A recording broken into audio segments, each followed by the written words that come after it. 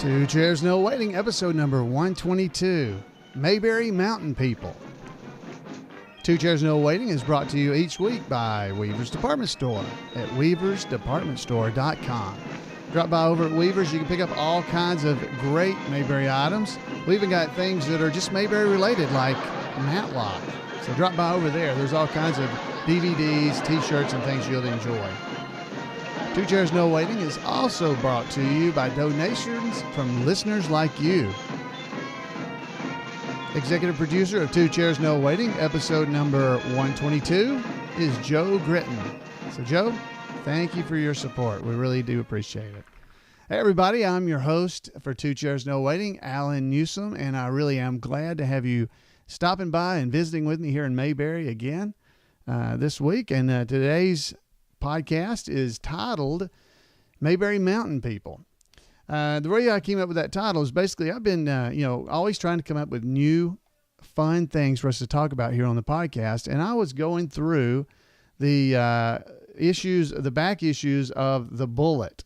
Now, The Bullet was the official newsletter of the Andy Griffith Show Rerun Watchers Club.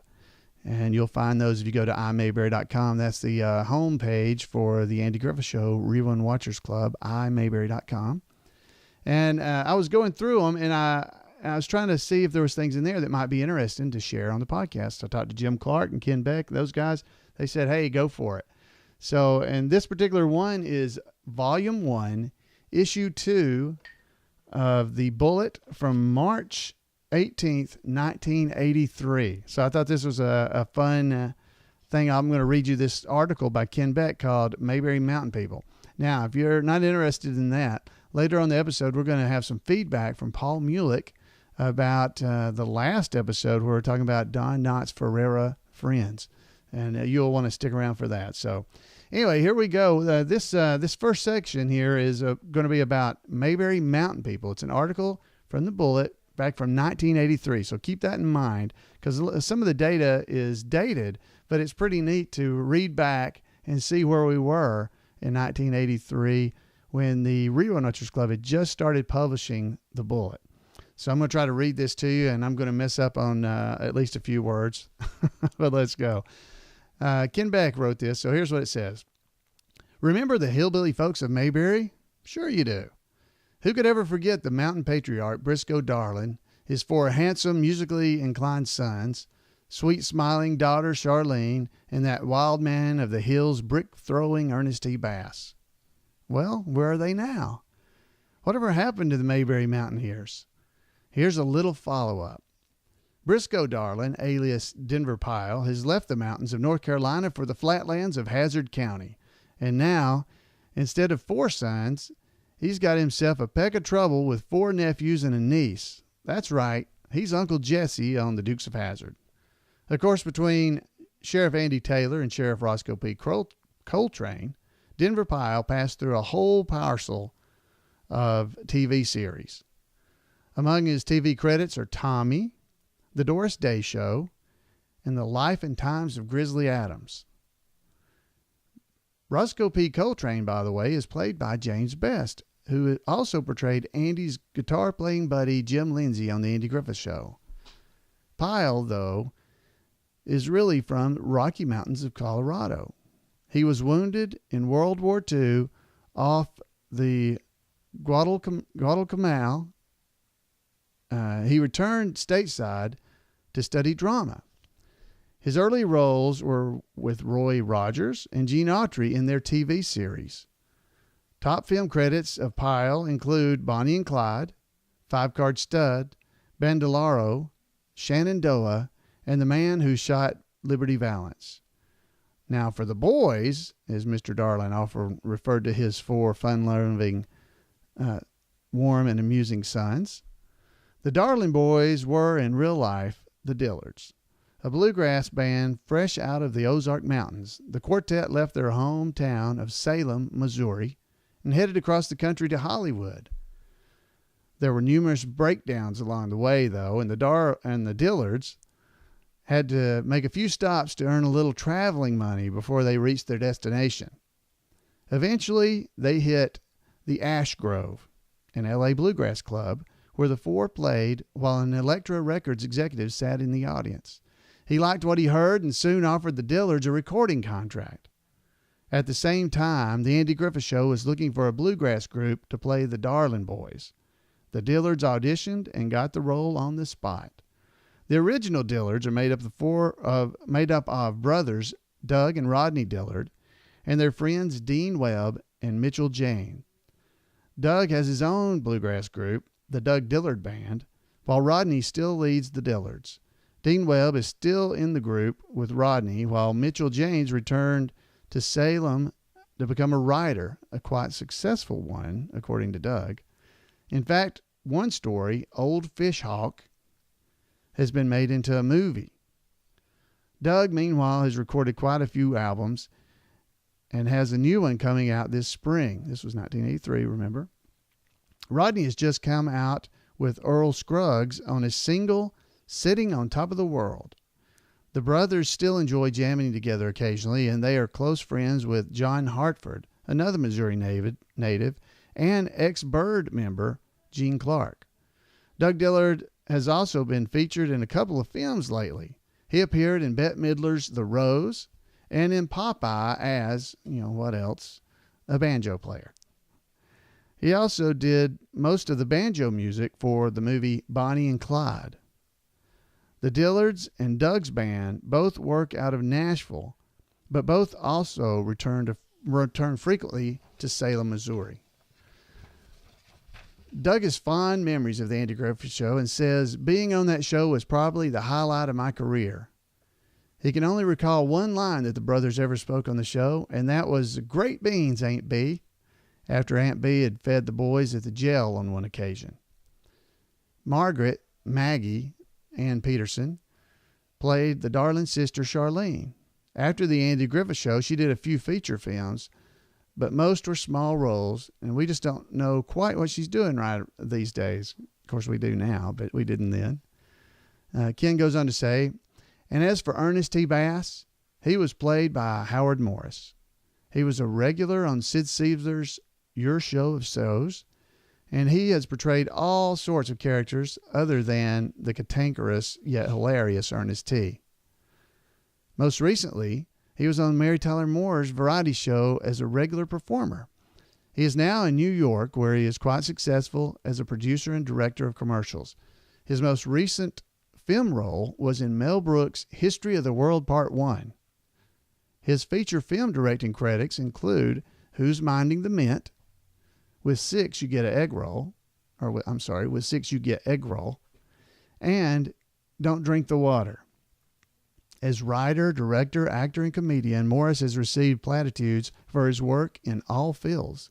Nowadays, he's specializing in directing TV commercials, where he has won a Clio and an Andy Award for his excellence from various advertising councils. You may have seen his handiwork in commercials for such giants as McDonald's hamburgers, Jif peanut butter, Kmart, and Kellogg's Rice Krispies. And finally, we have Bob Denver, well known as Maynard G. Krebs on Dobie Gillis, and the star of Gilligan's Island, who once appeared as Charlene's husband, Dud. He's still acting and just recently starred as a chemist in NBC's The Invisible Woman. Oh, and by the way, Alan Hell, who played the skipper on Gilligan's Island, also played Mayberry farmer Jeff Pruitt on one Andy Griffith Show episode. And Hell can be seen playing occasionally on guest spots on television. Mayberry's mountain, folks, just keep on climbing. So that's from 1983. So it's pretty neat to see where we were back in 1983. We didn't know anything about Maggie Peterson. They had not, I guess, got in touch with her, had not been able to contact and talk with her at this point. So it's pretty neat to see that. And of course, there's updates. Denver Pyle passed away on Christmas Day in 1997. He was 77. Mitch Jane, we know he just passed away recently at the time of this recording, August 2nd of 2010. He was 82 when he passed. Bob Denver passed away back in September 2nd, 2005 at 70 years old. And Ernest T himself, Howard Morris, he passed away at the age of 85 on May 21st, 2005. But I just thought this was a fun bit of our history as fans of the Andy Griffith Show. And if you don't have them, you can go over to Weaver's department store and you can get back issues of the Bullet. And they're not all available, but a lot of them are. And you can get these paper copies of the newsletter that used to be put out by the Andy Griffith Show called The Bullet. And you can have those sent to you. You can find some of these little treasures as you read through as well. We're going to try to do a little more of this as the time passes by here. As the podcast rolls along, different episodes, I may be going back into the archives of The Bullet and pulling out articles and stories from there. Jim Clark has given me permission to do that and share those with you because while I read them, it's been a long time since I read them. So this was the first time I had read this story in many, many, many years. And it was a lot of fun. So I hope you enjoyed that. Now I've got something else for you. Last week, our podcast episode was called Don Knotts Ferrara Friends. And in that episode, we talked about a fellow named Richard Ferrara and his sister, Lee Ferrara Cannon. Her last name's Cannon now. She's married. And they were friends with Don Knotts. Well, I got a voicemail from our friend Paul Mulick with this bit of information. Hey, Alan, it's Paul Mulick calling again. I had a comment to make on the podcast you did about Don Knotts' friends, the Ferraras, one of them being Richard Ferrara. They actually used his name in an episode. It's Ernest T. Bass Joins the Army. You might remember there's a scene where Andy and Barney are in the courthouse, and people keep calling in to say that Ernest T. Bass is breaking their windows. Well, one of the calls comes in, and Andy hangs up and says that Ernest T. just broke the window out of Richie Ferrara's hardware store. And I have no proof of this, but I imagine that was added just as a way, to say hi to Don's friend who was most likely watching the episode, And if I might make a suggestion, that could be a good idea for a future podcast, to do a show about real people, like friends and relatives of Andy's who are mentioned in different episodes. Just a thought. I'll talk to you later. Bye. Hey, Paul, thanks so much for calling in because that is a great bit of memory you had there. So, folks, let's for those of us who are like me, who did not remember this, I'm going to play the entire scene. Now, what would happen, and if you'll remember, Ernest T. had tried to join the Army on that episode, and he had not been allowed to because he's crazy, he's a nut, as Barney would say. And so since he had not been allowed to join, he was going to go through town and breaking windows or something. So here's the scene at the courthouse and the audio from it. Courthouse, Sheriff Taylor. Yeah, well, wait a minute. Right. Okay. Thanks, Merlin. Well? Merlin Bracey saw a fellow break a street light in front of Miss Mingus's house. Ooh. No, not so fast. But, Andy, we can nail him if we hustle. I doubt it. Ernest T. ain't about to break a street light and then stand around in the dark looking for his rock. Let's just wait till a few more calls come in and find out what direction he's headed. But, Andy... Sheriff's office. Right, Hanneloo. We'll get him. Just broke 2 panels out of Hanneloo Smith's greenhouse. He's coming this way. We'll wait for him at the corner of Pine and Main. Sheriff's office. Uh-huh. Okay. Right, Richie. It's coming closer. Just broke the window out of Richie Ferrara's hardware store. You go out the front, I'll go around the back. There it was right at the end. He just broke the window out of Richie Ferrara's hardware store. It's had to have been reference to Don's friend. So, Paul, thank you so much for pointing that out. I did not remember that, but I agree with you. There's no way that's not who that's referring to. Has to be. So thanks so much for catching that and for calling in and sharing it with us. Let's hear this again. We'll start about halfway through this. It's right at the end where he talks about Richie Ferrara's hardware store. So I'll start in the middle of this, Right, Hanneloo. We'll get him. and I'll point this out as we get there. Just broke 2 panels out of Hanneloo Smith's greenhouse. He's coming this way. We'll wait for him at the corner of It's right Pine and after Main. this next call is when Andy's going to say it. Sheriff's office. Uh-huh. Right here, he's fixing to do it. Okay. Right, Richie. It's coming closer. Just broke the window out of Richie Ferrara's hardware store. You go out front, I'll go around back. There it was. So I asked Ernest T. Bass, it was that Richie Ferrara, and this is the only reply I got. I ain't talking. The more you're asking, the more I'm balking. That's all he would give me. So I can't confirm if that's really who Richie Ferrara was, but it could be. And of course, as we were coming over there, he's, Yeah. Come on, Deputy. Come on. Barney is trying to help me get it out of him. If I'd seen you was coming, I'd have known what to do. I'd have raised both arms and I'd have wove at you. He would not hold still. All right, you stand still, Ernest T. Bass, and that's an order. If a duck stands still, you can catch him by the bill. So there's Ernest T. Bass, folks, and wow, what a great character he was. Now, the episode we were talking about there is called Ernest T. Bass Joins the Army. It was episode number 98 aired, so that was and it was filmed back in 1963, October 14th of 1963, written by Jim Fritzell and Everett Greenbaum. Folks, if you want to look up, there's some great stuff like that out at, if you go to mayberry.info, that's our wiki for the Andy Griffith Show itself, and it's the Mayberry Historical Society, and you can go there and add information if you have it. You can go there and add the information. All right, folks. Well, that's about it for today. We've got some more feedback and things like that I have gotten, and if I hadn't gotten it aired yet, it will eventually. So I want to thank all of you for calling in or writing in or posting messages over at Facebook. Not Facebook. Well, Facebook as well, but over at iTunes. Folks, if you subscribe using iTunes, it would be a very beneficial for me if you could go over there and post your reviews and comments about what you think about the Andy Griffith, about this podcast, I should say. And we did get one comment. Let me go ahead and read that for you.